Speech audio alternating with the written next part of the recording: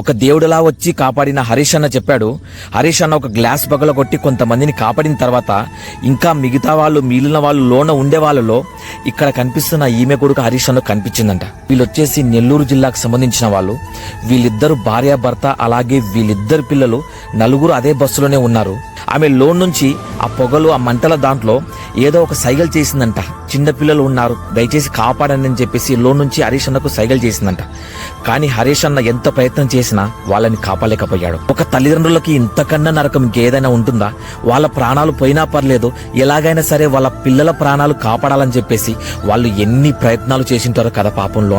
సరే వాళ్ళు ఏం చేయలేని సిచ్యువేషన్ లో ఉండి వాళ్ళతో పాటు తల్లిదండ్రుల కళ్ళ ముందరే వాళ్ళ పిల్లలు అలా మంటల్లో కాలిపోతూ ఉంటే వాళ్ళు ఎంత నరకయాతన అనుభవించుంటారో అసలు మాటల్లో చెప్పలేము కదా. ఇక్కడ ఇంకొక బాధాకరమైన విషయం ఏంటో తెలుసా?